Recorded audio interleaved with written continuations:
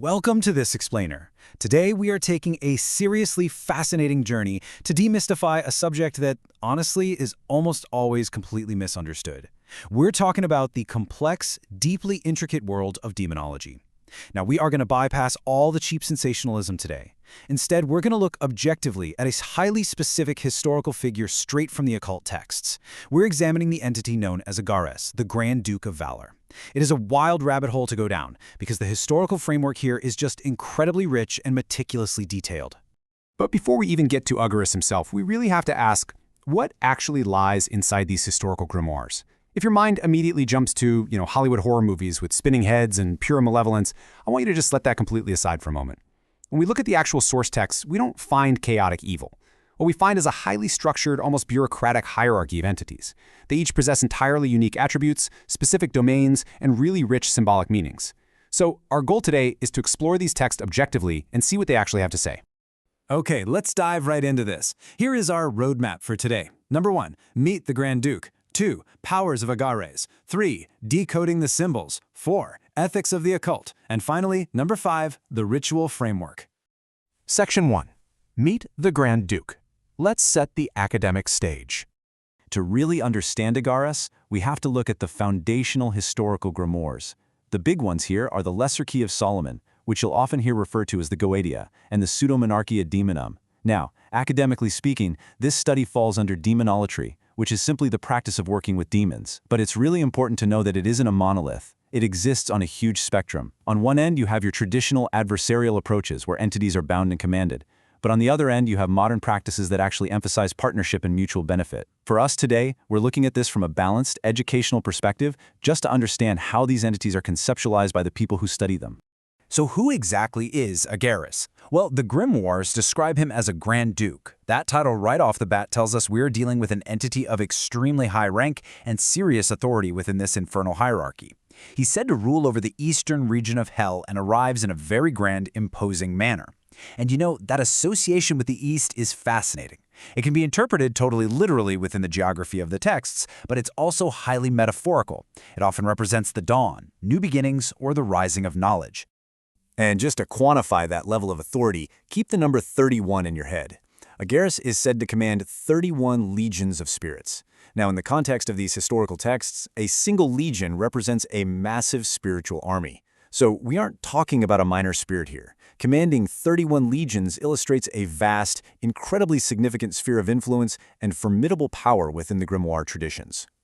Let's move to Section 2 and see how this builds. Powers of Agares, the resume of a Grand Duke. If this guy has 31 legions at his back, what exactly is he doing with them? Well, he has a wildly contrasting resume. On one hand, he imparts knowledge of languages, which is a very academic, intellectual pursuit, right?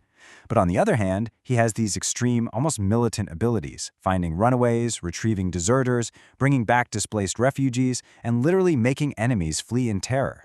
He can even cause actual earthquakes. It's an unbelievable contrast. You've got the mundane skills of a tutor paired with the world-altering power to manipulate the earth and shift the tides of human conflict. Let's zoom in on that first power for a second, because it's arguably the most unique thing about him. Agares is essentially the ultimate ancient language tutor. He grants the ability to understand and speak foreign languages completely fluently. When you really think about it, this makes him an incredibly attractive theoretical ally, not just for ancient magicians, but for modern scholars, diplomats, or really anyone seeking to cross cultural barriers. Communication is power, and Agares is viewed as a major gatekeeper to that exact power. But then we hit this quote from the source texts, which really highlights his most controversial power: destroying dignities, both spiritual and temporal. This is profound and honestly pretty dangerous stuff. It implies the ability to completely undermine authority figures and destabilize established, powerful structures, whether they are religious, meaning spiritual, or worldly and political, meaning temporal. It's a stark reminder of the inherent volatility attributed to these Grand Dukes. Which brings us to Section 3, decoding the symbols, the visual puzzle. You see, the grimoires don't just list a bunch of powers, they provide highly specific visual branding. Agares is depicted as an imposing figure riding a pale crocodile, all while carrying a goshawk on his fist. Notice how bizarrely these two animals clash with each other. You have an ancient, heavy aquatic reptile paired with a highly specialized lightweight bird of prey. In occult study, absolutely nothing is random. This imagery is deeply, deeply symbolic. So, let's pit these two symbols against each other and see what they actually mean.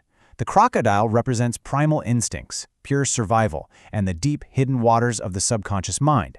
It's slow, it's lurking, and it's incredibly powerful. The goshawk? Well, it's the exact opposite. It represents speed, agility, razor-sharp vision, intense focus, and decisive, immediate action from the sky.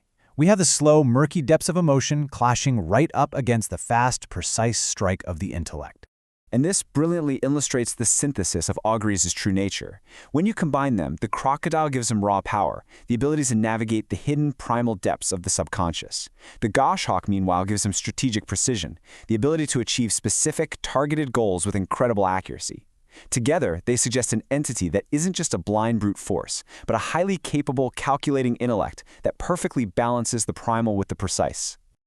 Moving on to Section 4, Ethics of the Occult.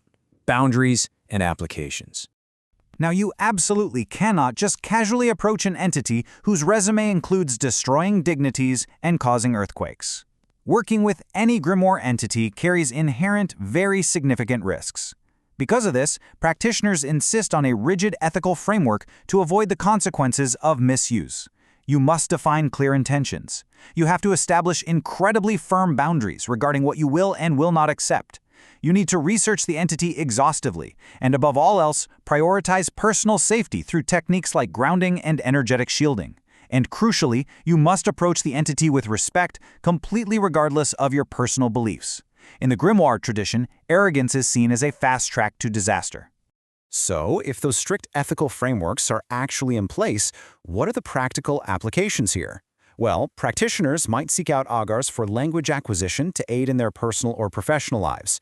They might look to him for information gathering, like uncovering hidden truths, or interestingly, locating missing persons, which directly ties back to his power of finding runaways. They might also seek his help in high-level strategic planning. But, and this is a big but, it is always stressed that these pursuits must remain squarely within legal boundaries and be driven by ethical intentions. Section 5. The Ritual Framework. The Mechanics of Interaction. We've talked a lot about the what and the why, but how do occult practitioners actually interact with them? Traditional grimoire interaction follows 4 very distinct steps. First up is preparation, which is exhaustive. We're talking cleansing the space, setting up specific tools, drawing sigils, burning the right incense. Second is the invocation, actually calling upon the entity using highly specific historical chants or formulas. Third is communication, establishing a link, which is often done through intense meditation or scrying into a mirror or a bowl of water. And finally, the dismissal. This is formally thanking the entity and officially closing the space. The crucial point here is the sheer amount of discipline required. This is immense, and it is never something attempted casually on a whim. As we wrap up this academic look at Agares, it's absolutely vital to remember, the pursuit of knowledge, whether it happens to be historical, psychological, or occult, is an incredibly powerful tool. But it must be wielded responsibly, and with a profound respect for the unknown. Our exploration today has been entirely for educational purposes, really just to shed some light on a dark and often heavily misunderstood corner of history and belief. And that leaves us with one final, deeply provocative question to consider. When we look at the razor-sharp precision of the goshawk, the murky depths of the crocodile, the intense human desire for language, and the fear of destroyed dignities, are these entities literal, independent beings just waiting in the dark? Or, actually, are they incredibly powerful, perfectly codified reflections of our own human subconscious? It's a serious psychological weight worth pondering. I hope this explainer has inspired you to dig in and research the fascinating history of the occult a bit further for yourself.